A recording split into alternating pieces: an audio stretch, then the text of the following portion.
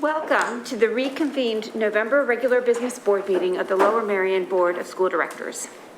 We're asking those that attending tonight's meeting in person to please wear a mask, and your mask should remain on when giving public comment at the podium as well.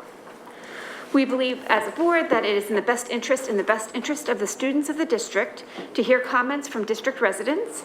An opportunity will be given for public comment in person and through the chat feature, which will be read by Solicitor Roos. This meeting is being video recorded with sound for public broadcast. All participants joining via Zoom will be muted upon entry. Before we start our meeting, I'd like to just take a moment and thank everyone for your support and understanding since the tragic passing of Sean Hughes last weekend. During this past week, our school community has been the beneficiary of the great love that Mr. Hughes generated throughout Lower Merion and Narberth. There's also been a great outpouring of ideas on how we can pay tribute to the amazing person that Mr. Hughes was. The board and administration would like to take the time to reflect and collaborate with his family and the students to best determine how we can honor his legacy. Also, I wanted to take a few minutes and take this time to recognize the board directors whose terms will be ending and who are spending their last regular board meeting with us tonight as board members. The vital work that you all have done on behalf of our students, families, and community is to be commended. A school director's role is one that's challenging in normal times, and COVID has certainly challenged us more than anyone anticipated, and each of you have gone above and beyond. At the Lower Merion School District, our school directors devote countless hours each month to school business. You have taken the time to understand the issues, opportunities, and challenges that we face as a district and became experts in this role. Your contributions have been many, and I thank each of you, Laurie, Deborah, Ben, and Melissa, who's unable to be with us tonight, for all of the hard work and commitment through the years. In front of you, you each have a thank you plaque for your service, and also some notes from current students, which is always a nice memento of the work that you all do. Just a few brief words. Deborah Finger was first elected in 2017 and currently chairs both the Curriculum and Communications Committees and is the Lower Merion School District representative to the Montgomery County Intermediate Unit. Deborah, you always keep on top of innovative curricular opportunities and always with an eye towards equity and the most vulnerable students. Lori Ackman was first elected in 2013 and currently chairs the Policy and Legislative Committees and represents Lower Merion at the Montgomery County School District's Legislative Committee. And Lori, you always ensure that the district work keeps a laser-like focus on student well-being and mental health needs. Ben Driscoll was first elected in 2013 and currently chairs the Facilities and Purchasing Committee. Ben, your eye for detail and knowledge of planning and zoning is unequaled, and the focus on managing our enrollment growth and building our new middle school has been immeasurable. And Melissa Gilbert was first elected in 2009 and currently serves as vice president, a role she has had previously, as well as having spent numerous years as president.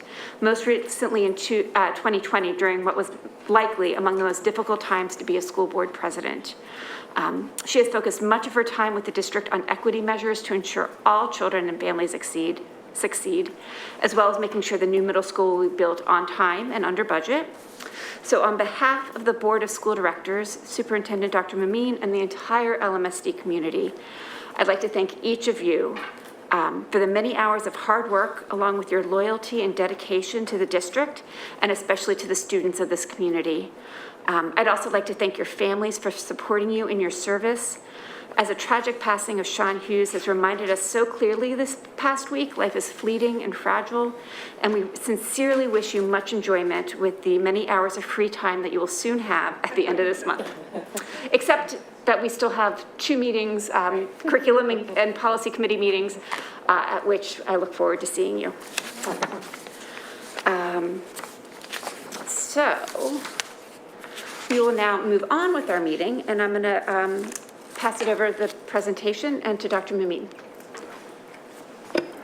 Thank you so much, President Klein, and good evening, everyone. As we move into our first presentation, which is an announcement. I am so excited, and I cannot wait to hear this information, especially on the heels of our student reports at the last board meeting in regards to them rallying around our mascot for Black Rock Middle School. So Thank you. take it away. All right, so good evening, everyone, and thank you for having me back. If you recall, I think 3 Mondays ago, I was here with a small team of students, and they eagerly presented the candidates that we had for mascot, and they had compelling reasons for all of them. So if you remember, they talked about the Bears, the Bobcats, the Comets, the Royals, and the Panthers as our 5 options. And then we sent students a link to a Google form, and they had the opportunity to vote. And I observed and was told of a lot of debate, a lot of good energy around wondering with that. So there'll be 1,050 students at our school next year, and we had 865 students who responded. So I was very pleased with our rate. And the trend continued the whole time voting was open. So this was one where, they jumped out to an early lead and continued. So I'm pleased to announce that we will be the Black Rock Royals. Royals will be our mascot.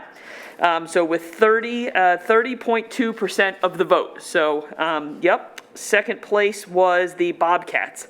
And then third place was the Panthers. So we felt very good about that. And then students also selected from color. If you remember, there was a number of options, and they went with black and gold with a highlight of purple, so a metallic gold. So black and gold with a highlight of purple. So as you may remember, some of the compelling reasons that students like the Royals, Royals are strong, they welcome everyone, and they are smart. My favorite, this relates to our school because we believe that everyone is strong, smart, and spectacular, right? Remember that excellent choice of word.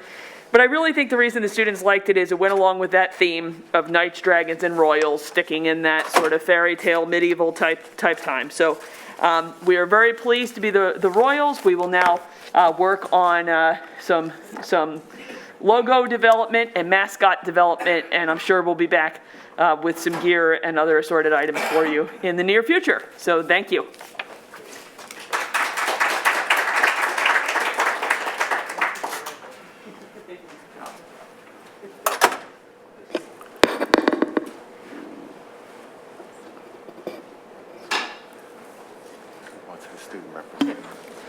Great, so now we'll move on to our committee meeting reports. Excited as always to start with our student reports. Ms. Wu, would you like to start? Or great, thanks. Good evening, everyone. Our teachers, students, and community have definitely felt the loss of Mr. Hughes since he was a great friend, principal, and educator. Following the loss of Mr. Hughes, many clubs have taken a break to mourn such an important figure in many of our lives. In many of my classes on Tuesday, we took turns sharing stories we had of Mr. Hughes and generally just checking in on each other and our mental health. Although many of our school activities are on pause until after Thanksgiving break, a few activities are still in action. Tonight marked the last show for players, which Mr. Hughes also played a huge role in.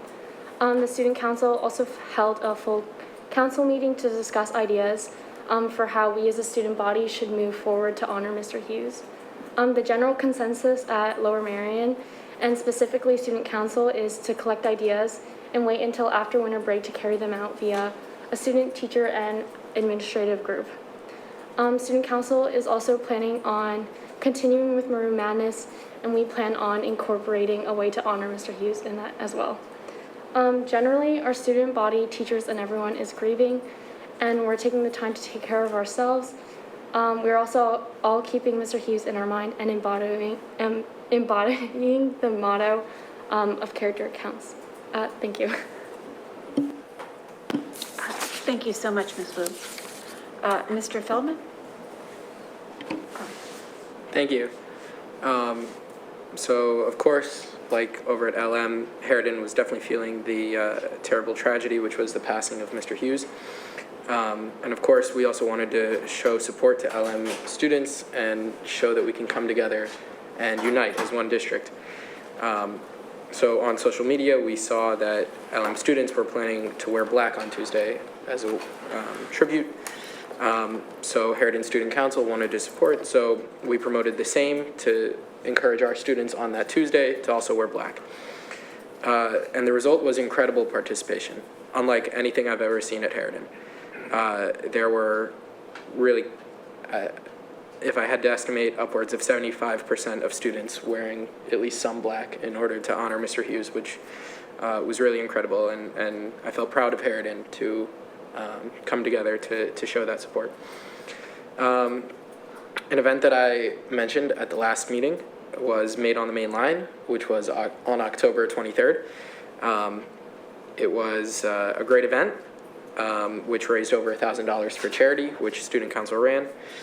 The rain got in the way a little bit, but got through it. And there were some great bands that performed, so that was great. On November 11th, Harridan held its monthly Principal Advisory Board meeting. It was really a fantastic meeting with a focus with us being able to meet and ask questions to Dr. Mumin.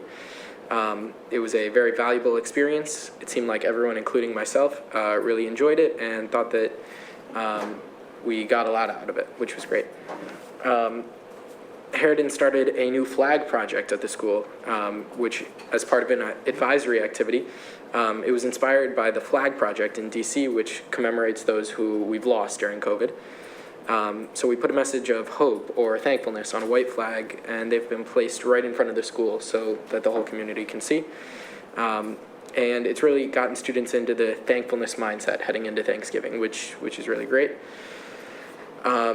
Speaking of Thanksgiving, the National Honor Society food drive was recently held, and it just finished up this past week, which was really an amazing event for the community, which fed over 100 families in Montgomery County.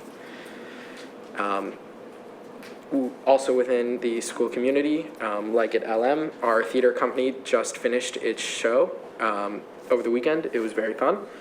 I saw it personally. I think the Tonys will be calling soon. This past week, on Thursday, the 18th, Harridan held the annual Hink flag football game, which hasn't been at the school for roughly 6-7 years-ish. Teams were divided by grade. The championship featured the 12th grade team versus the 10th grade team, with the seniors coming out on top. And really, it was fantastic to see so many people playing.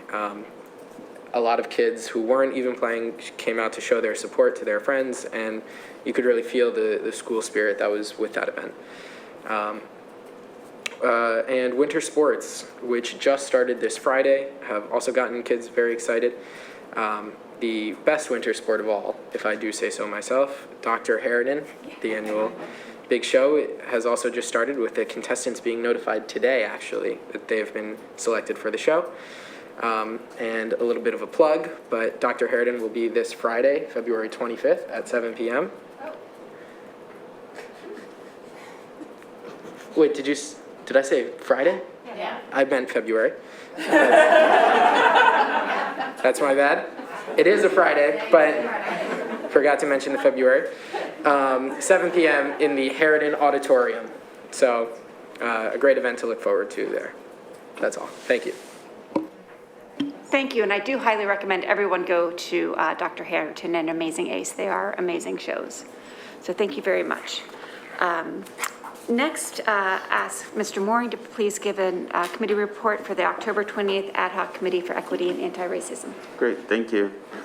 So the October 20th meeting of the Equity and Anti-Racism Committee was actually our first in-person meeting, as the ad hoc committee was developed during COVID. So this was the first time that we actually met in person here in the conference room or in the boardroom. And at that meeting, we gave a broad overview of some of the accomplishments and really looking at the structure of the ad hoc committee and how it serves as a governing board over and body over the equity and anti-racism activities that are happening within the district, including CARE, GSIB, and the Achievement Imperative Task Force. And then really how those committees and task force feed to the programming that happens across the district and all of our 10 buildings. Specifically looking at how it also intertwines with professional development, our parent advisory boards, as well as student committees focusing on equity and anti-racism within each of the school buildings, as well as informing the work within the elementary schools. And then we had a brief update from Dr. Paul on the work that's happening with the equity audit that is looking at our curriculum and pedagogy, hiring, practices and professional development, and also talked a little bit about the parent advisory committee that is walking alongside, that also includes teachers as well as administrators and board. That's a part of that committee and that effort that's happening around the equity audit. And then we broke and had a meet and greet with Dr. Mumeen, as it was, I believe it was your first day, wasn't it? Or it was maybe first week that he was joining us. And so that's where we. Thank you, Mr. Mooring. Next, we have a curriculum committee meeting report from November 3rd from Ms. Finger. Thank you, Ms. Klein. So the first thing we had was a contract, which is going to be showing up on this evening's list, and that was for Michael Reddig, who was a scheduling consultant who worked with the 5 through 8 committee and is now going to work with the K-4 scheduling committee. We had Ms. Nancy Acancia-Mesa, who talked about Lego training. In the past, we had a teacher who went to Boston, became our first Lego League trainer for our teachers.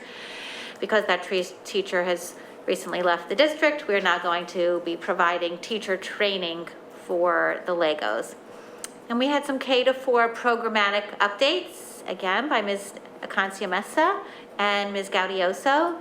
The K-4 Reimagine presentation talked about how this new configuration is an opportunity to realize aspirations of the strategic plan.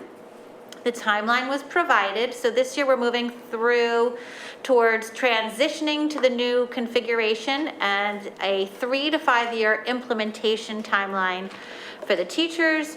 There's working groups, there's feedback loops, and a layered approach allows various voices and groups to be heard. Our staffing plan will be finalized by February, and student community building will happen throughout the spring. We heard highlights of the various committees. Some questions that got at the reimagining are, what are the needs of every group, and what opportunities does this reimagined configuration present?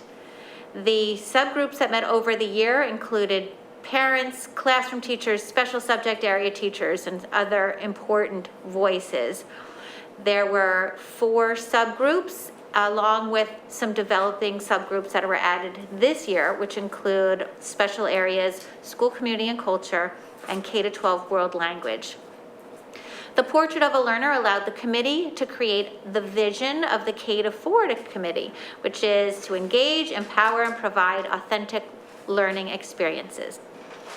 So we have recommendations from these various committees. So the Transformative Curriculum Committee recommends problem-based learning, interdisciplinary/transdisciplinary, STEM experiences across all schools, and of course, professional development for problem-based learning. Just some of the benefits of PBL is it fosters a love of learning, allows for student ownership, voice, and authentic experiences. The Social Emotional Learning Committee's driving question was, how do we embed SEL into all that we do so it's part of what we do and not as an add-on?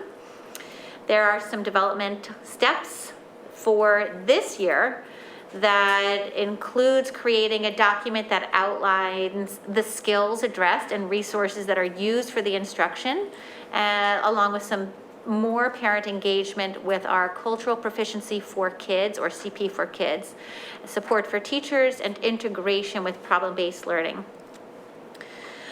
As far as reimagining the schedule, we talked about what could that look like after realignment, and this involves programming, staffing, schedule, and of course the reality. The implementing the plan will happen over the next few years based on where we are and where we're going. And we're designing the schedule to align with the PBL focus, connect to transformative curriculum ideas, and this is where Michael Reddig, the consultant, will be used. Then there was a presentation, our second presentation, which is the 5 through 8 reimagined. And that committee is also driven by a mission and a vision. Students are at the heart of what we do. The idea, well, it's belonging, engagement, and culture of developing student leadership in grades 5 through 6 and 7 and 8. We'll be developing and serving the whole person, fostering social justice, DEI, promote student leadership. Some of the key highlights of the 5 through 8 committees, those are the transition committee recommends an upper house students mentoring lower house students, planning orientation acclimation for students, a principal's advisory, and of course staff leadership training and specific courses that'll be developed for students. The teaming subcommittee recommends smaller teams for grades 5 and 6, which will be 2 teachers, larger teams for grades 7 and 8, 4 teachers, a daily homeroom, as well as counselors who will loop with their grades 5, 6, or 7th and 8th. The intervention, enrichment, well-being subcommittee recommendations include designing a schedule that includes a daily homeroom or advisory rotation calendar for relationship and community building, designing a schedule that includes daily interventions and enrichment periods. And by the way, in the intervention enrichment, that's our learn for the elementary, our win, which stands for what I need in the middle school, and our lunch and learns in the high school. And we do want to have a daily intervention enrichment period for academic support. And then the Unified Arts Subcommittee recommendations, those were presented by Shannon Davis and Allison Millay. That world language as a core subject throughout middle school. We'll be making some changes to that. So it will actually be uninterrupted daily instruction in French, Spanish, or Latin that will begin in 5th grade. An exploratory program for 4th graders. And these proposed changes, by the way, have several benefits, which include overall improved retention and engagement and potential for students to become more proficient and enter high school at a higher level, also allowing for improved frequency and consistency of exposure. And we'll have also recommended daily PE, music, and unified arts course opportunities rotating based on student choice and need. So our next meeting is next Wednesday, right here at 8:30 in the morning. Stay tuned. Thank you so much. Thank you, Ms. Finger. Next is the November 5th policy meeting report from Ms. Ackman. Okay, we had our second reading of a pretty comprehensive overhaul of policies and administrative regulations related to kind of staff policies and code of conduct policies, which included discriminatory harassment, maintaining appropriate boundaries, outside employment and business interests, tutoring for a fee, private coaching and training of students, gifts, crowdfunding, complaint procedure, and whistleblower policies. And a lot of the discussion centered around making these policies more transparent and accessible to both staff, faculty, and the community at large. So in any case, that was a pretty big bundle of updates and revisions.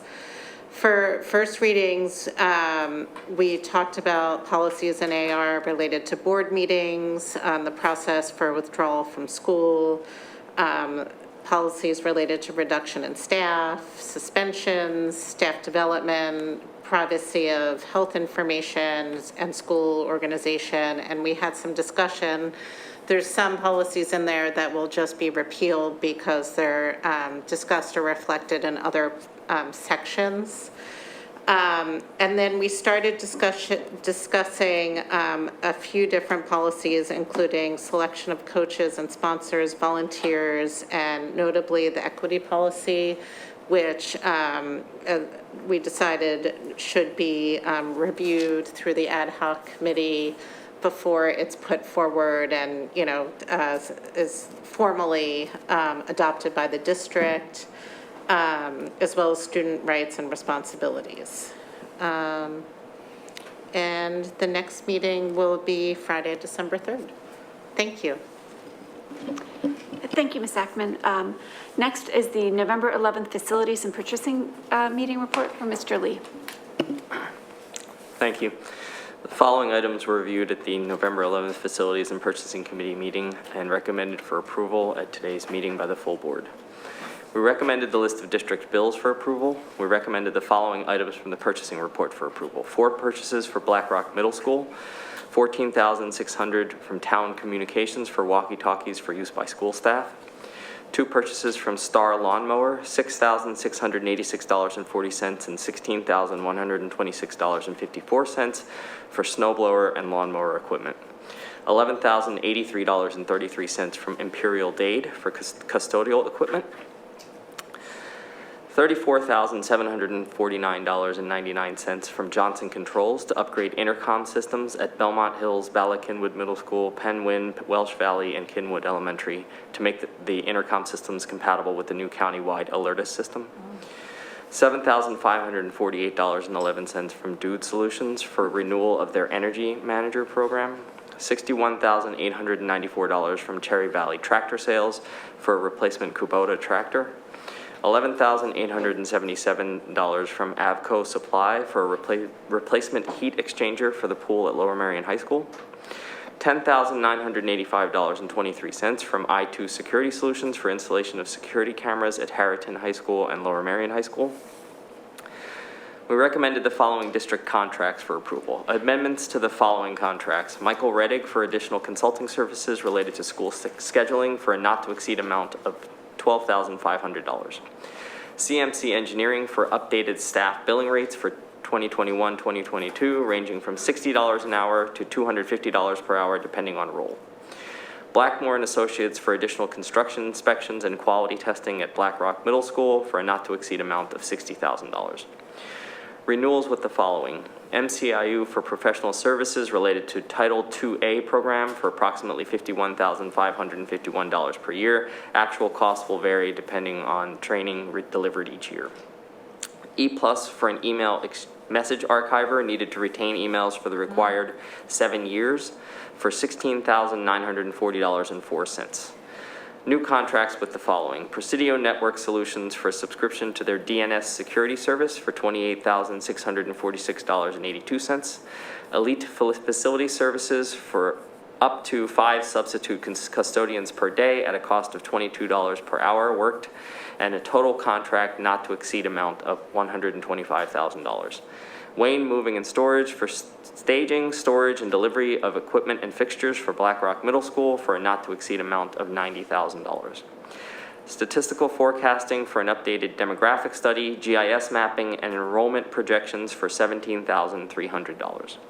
We recommended the following work orders for approval. 2 work orders for CMC Engineering, a not-to-exceed amount of $3,650 for oversight and management services related to renovations at the Bala Kinwood Middle School tennis courts. A not-to-exceed amount of $13,560.50 for engineering, oversight, and management services related to the reconstruction of the Welsh Valley Middle School tennis courts. We recommended the following change orders related to Black Rock Middle School for approval. IMC Construction, a construction change directive for the cost differential of fill that was originally expected to be clean fill that was identified as regulated fill after excavation. The additional cost of the regulated fill is $13 per cubic yard, and the total cost difference is expected to be approximately $120,000. A change order for $5,735.12 for an exterior facade modification. 11400 Inc. for revisions to the kitchen equipment at Black Rock Middle School to bring it in line with the equipment at the other middle schools for $31,813.13. Change orders for Vision Mechanical. $9,166.29 for revisions to plumbing to support the eye wash station in the tech workshop.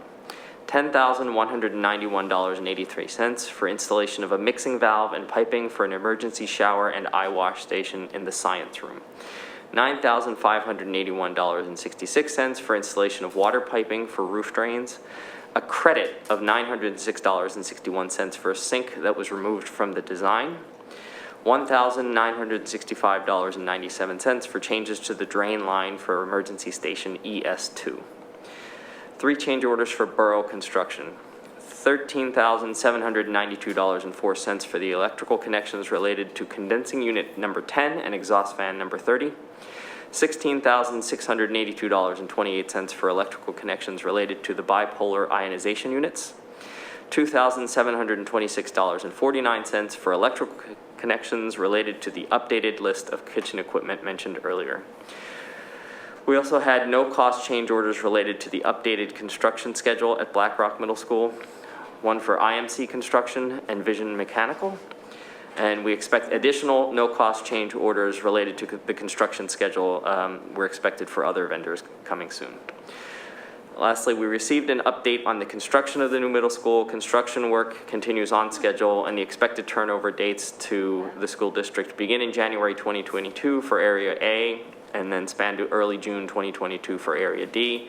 No additional supply chain issues are known at this time, and the project continues to run under budget with a total contracted spend to date of $86,127,261, which is below both the original construction estimate and our targeted budget after contracts are awarded.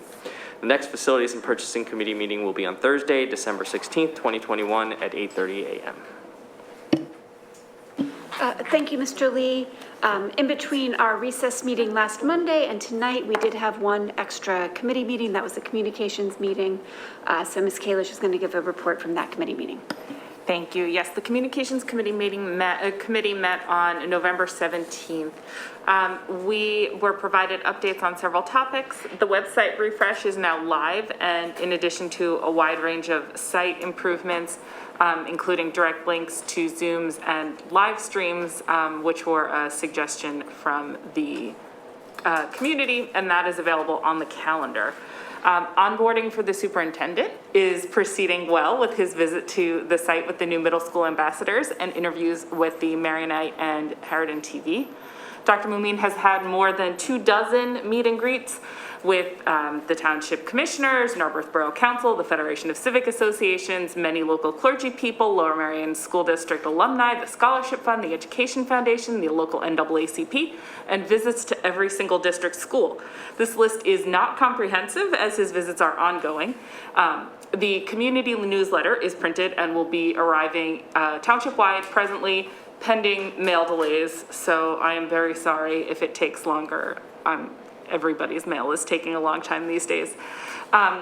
Updates pertaining to the new K458 schooling plans were communicated in the Curriculum Committee and the Education Committee of the Board through emails to parents and guardians and via the website.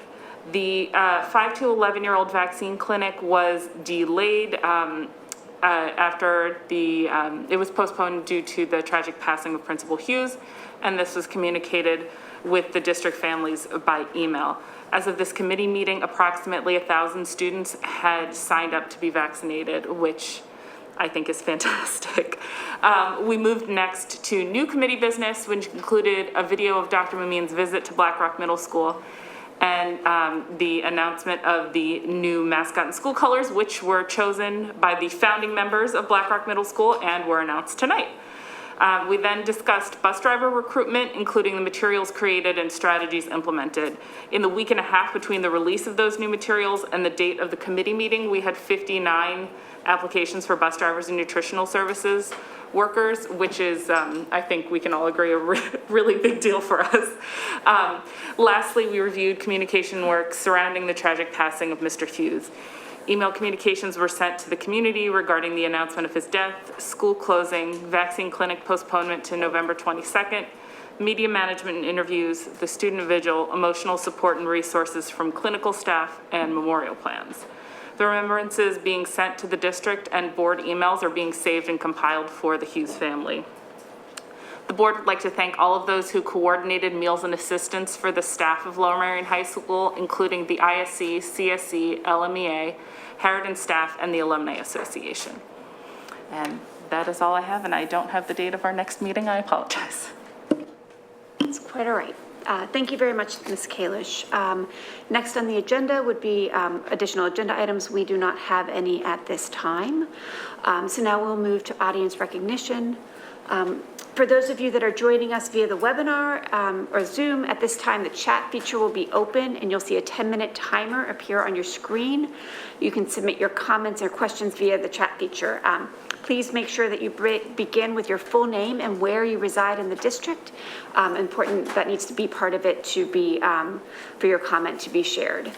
Mr. Orlando, do we have any in-person comments for tonight's meeting? Yes, we do. The first. Okay, I'm sorry.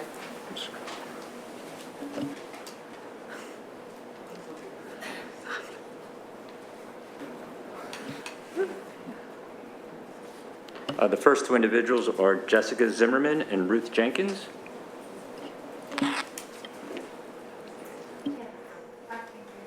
Jessica Zimmerman.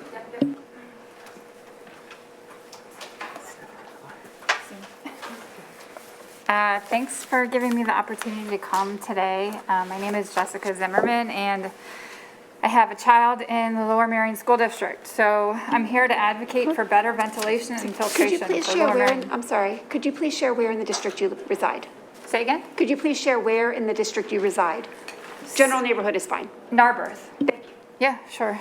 So I'm here to advocate for better filtration and ventilation for Lower Merion school districts. I just wanted to talk about COVID being airborne and how it is easily transmitted. The primary mode of transmission is through the air. We breathe it in. And I don't think that Lower Merion School District was quite aware of this when they first reviewed the ventilation and filtration for the school district. How do I know this? Well, nobody thought to add portable HEPA air cleaners or Corsi Rosenthal air cleaners. And I think that's to the detriment of the students' and staff's health. When you look at the CHOP Policy Lab guidelines, they talk about it being spread by large droplet, which is not airborne, which has been proven to not be true. So unfortunately, in their guidance, they stated because it's primarily transmitted through large droplet, you don't have to worry about ventilation and filtration and go ahead and get started without making those changes that are needed. So since that time, the CDC, the World Health Organization, and OSHRA have made it very clear that COVID is spread primarily through airborne transmission. So that's breathing someone's air. It's like smoke in a room. So I'm advocating for portable HEPA air cleaners or Corsi Rosenthal air cleaners for the indoor spaces, especially the cafeteria where kids are not wearing their masks. They pull them down to eat, obviously. So I'm also advocating for better monitoring of true ventilation in the school district. So we have CO2 monitors.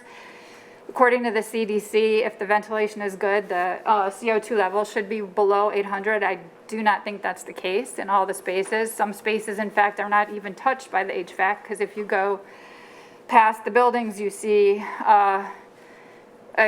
window air conditioning units, which imply that it's not touched by the HVAC. In addition, there are portables, and many classrooms that are not portables, just regular classrooms, have CO2 way above the 800 limit. So adding portable HEPA air cleaners to classrooms can decrease the infectious particles in the air by at least 80% in 30 minutes. Even with MERV 13 in the HVAC, it's important to add portable air cleaners for many reasons. One, increased removal of infectious particles from the air, and two, because the HVAC takes time to filter a room. It has to get around and to the right place to be filtered. So supplementing with a portable air cleaner or Corsi Rosenthal air cleaner more quickly removes the virus. Bipolar ionization is not proven to be effective. I have sent, does that mean I have to stop? Okay. So I have sent my petition. I think everyone here got it in email. Why do we care when kids are getting vaccinated? Well, because there are breakthrough infections and there's long COVID, asymptomatic infections, that sort of thing. So the Thank you very vaccines are not 100% and a lot of people are. The vaccines, their effectiveness is waning because we're 6 months out for the 6th, 7th, 8th, 9th, and 10th, 11th, and 12th graders. So Thank you very much. their immunity is down to 42 from 89. Thank you. Ruth Jenkins.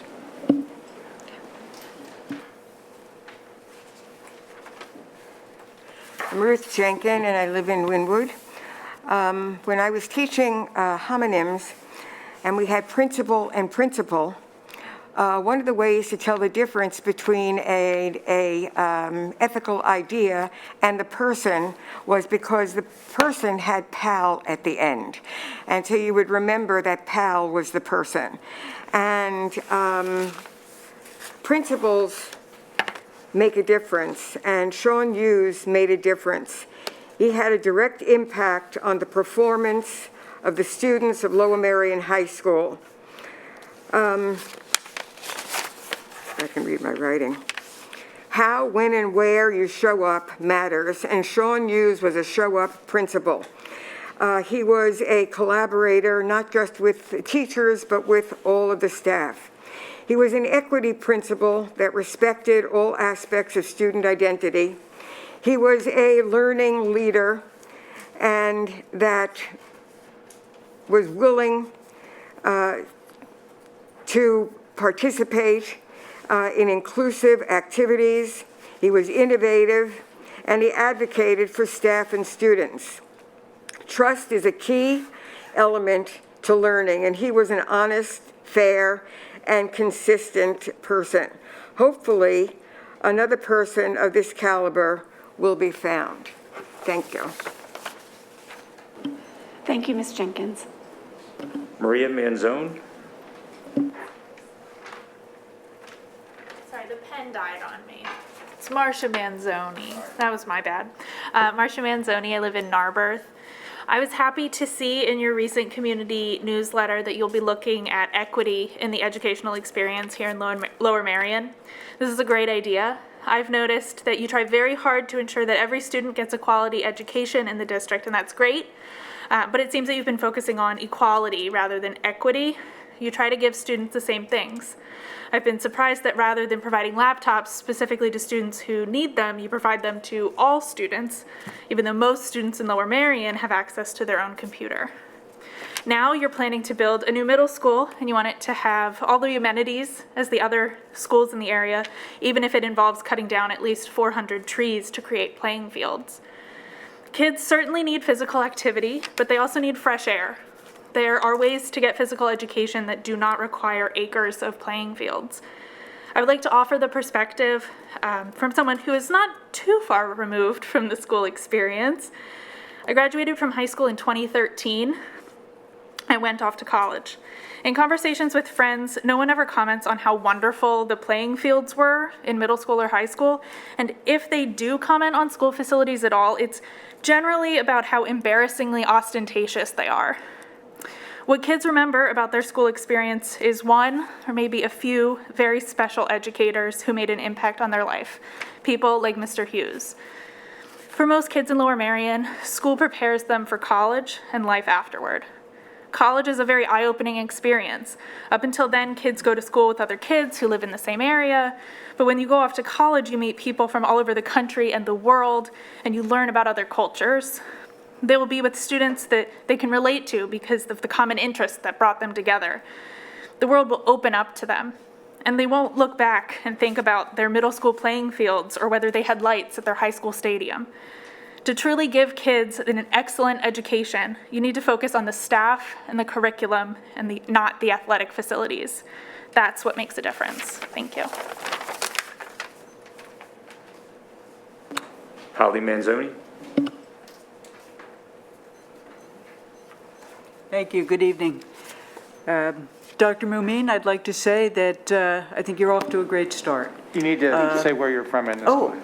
forgot, sorry, Holly Manzoni, I live in Wynwood, sorry. I was just so excited about Dr. Mumin's great performance.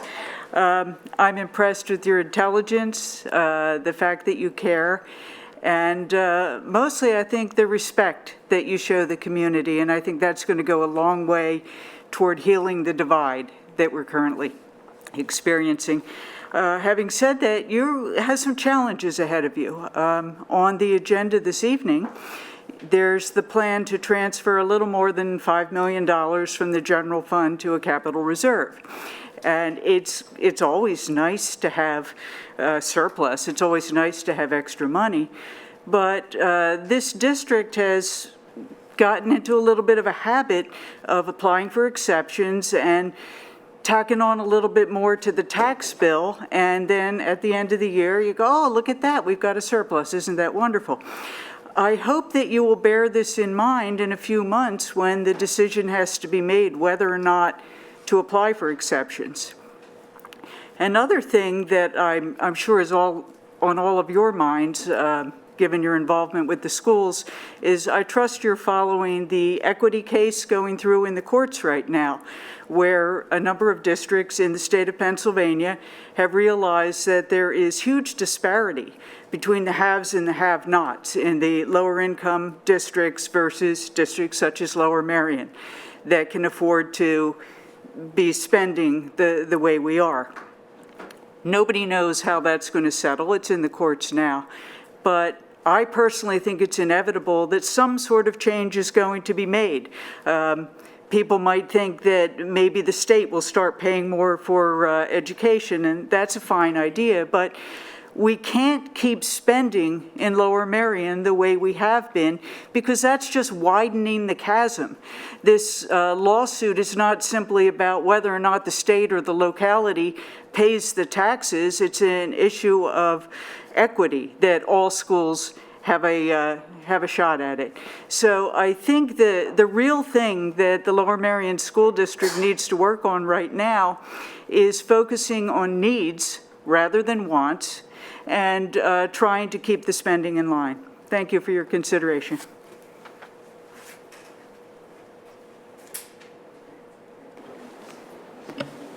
Rosa Sirota.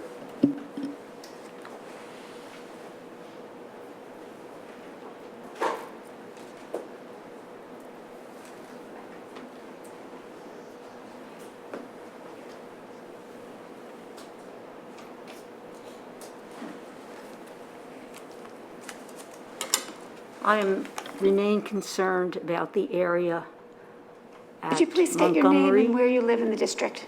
Pardon me? Could you I'm please sorry. state your name? Thank you. I live in Wynwood. My name is Rosa J. Sirota.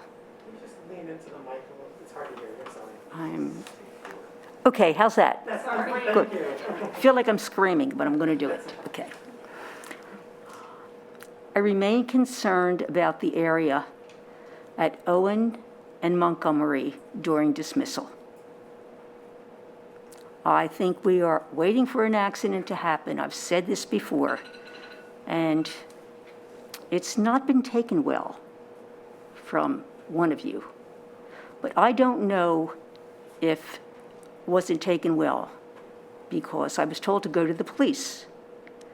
Well, I can do that, and I will do that. But I think what I was asking for was that the school district get with the police and try to solve this problem. There are parents parked on both sides of the street. There are students running to the parents on both sides of the street. Cars are coming onto Owen Road. Cars are coming onto Montgomery Avenue. It is incredibly dangerous. I turned the corner and I almost hit a student running across the street. Teenagers don't look at what's happening. They just don't do it. You know, they come out of it, that fog, when they're in their 20s. And hopefully we can keep them alive. And that's what I'm asking you to help to do. Get with the police. The Lower Merion police are very cooperative. I have called them several times when I lost my signs about the lights. And they came, they took my information, and they're reasonable. Work with the Lower Merion Police. You have them at your disposal. Don't let an accident happen before you do this, please. Thank you so much. Thank you, Ms. Sirota. Just so you know that there are ongoing conversations between the high school staff and the police about this, about that intersection. So those conversations between the high school and the police department are ongoing. Have you found any ways to solve this problem in some ways? Unfortunately, I've not been part of those conversations, so I can't answer that. I'm sorry. I'd like to know if that's possible and when it happens.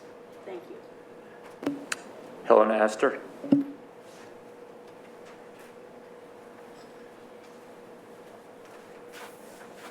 Hi, good evening. My name is Helen Astor. I actively live in Ardmore on the corner of Montgomery Avenue and Landfair. I'll try to make this in 2 minutes. I'm here to answer any of your questions. Last Monday, I sent you all emails about the possibility of eviction of seniors living in a small building of 64 units across from my house on Montgomery Avenue in Landfair. Our building is not being built on.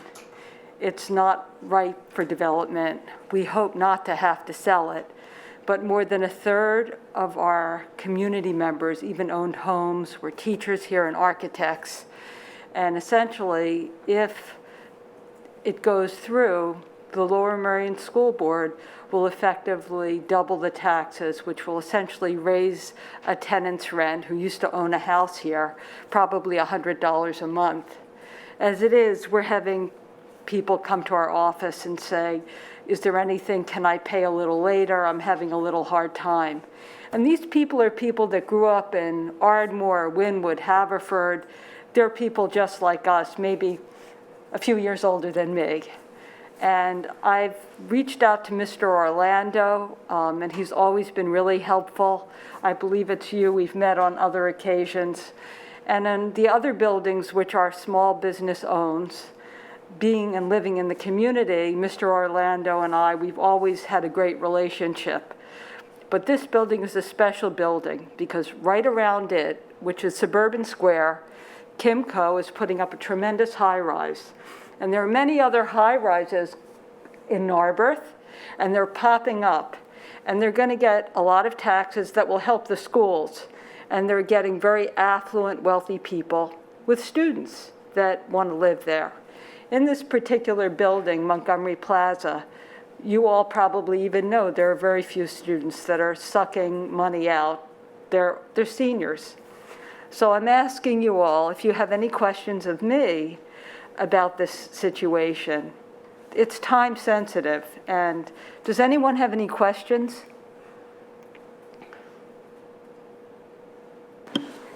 So I did want to let you know that the board has been in communication and working with our state legislators to come up with an opportunity. The board has passed a resolution to be able to tax differently our senior citizens, to tax them at a lower. But the way the state taxing works is that we can't treat people differently, like we can't tax differently. But this is something that we have been actively working. That's great. Right, so that, because that we, as a board, have passed a resolution saying that this is something we would like to do. Well, I'm hoping in this one instance with this building that's not up for sale to big developers, you're looking at me and a family business, and I'm here, and I was here last week, that on this one property, which Mr. Orlando is different from all the few other properties that we manage, that we could really think about these people being pushed out if things change dramatically. Anyway, I'm pretty much done. I really appreciate you hearing this. And again, I hope these people don't have to move, at least this year in the pandemic, with inflation going crazy. I'm hoping you'll all talk about it. Thank you so much for taking your time with me tonight. Thank you. Thank you. Adrian Seltzer.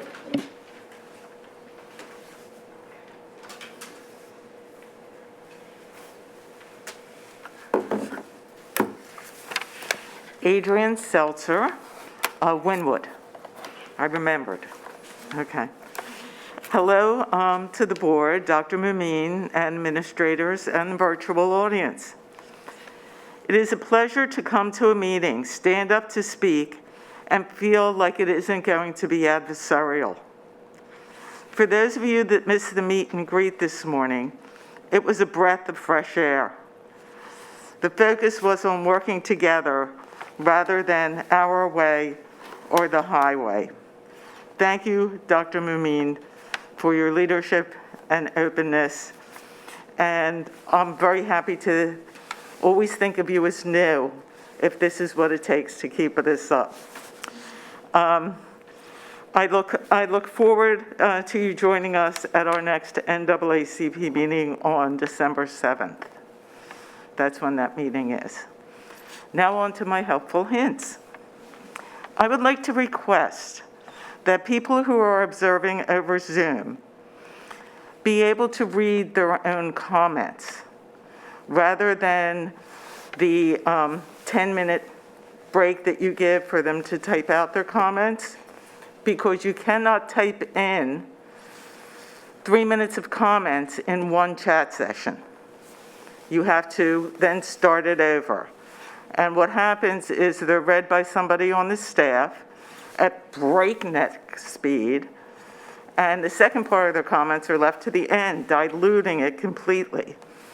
There is a way on Zoom for you to be able to acknowledge somebody who has their hand up and allow them to unmute and give their comments on their own. It puts a completely different spin when there is, this mask is hard to breathe in. There is a completely different feeling when somebody is reading their own comments rather than somebody just shouting them out at breakneck speed. So that's one thing. And the way it's done now makes it seem like the comments could be censored because they have to go in before. I'm not saying it is, but I'm saying it could give that impression. All right. Please note, while the pop-ups on your website giving the Zoom links are extremely helpful, it would be great if it also included a link to the agenda. I had to press 5 things to get to the agenda for tonight's meeting. Have there been any studies done about busing to the new middle school? Have any traffic studies been done? Will you need more buses? That's that, and I know, no time remaining. I recognize the sound. Thank you, Ms. Seltzer. Take care. That is the end of in-person comments.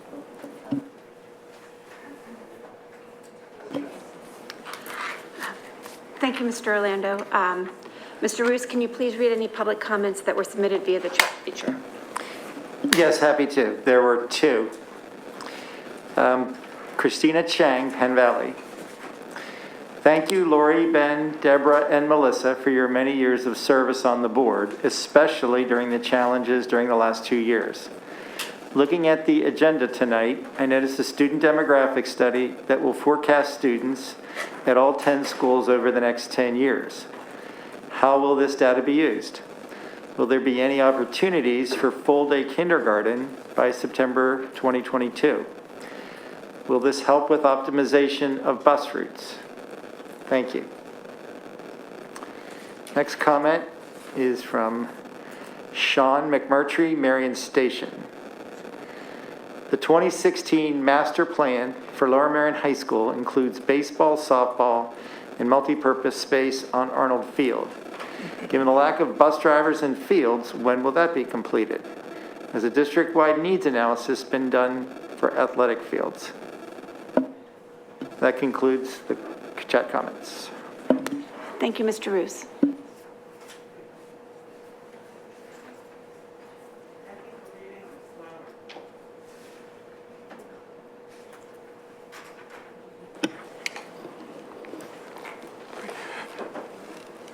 Thank you so much, President Klein.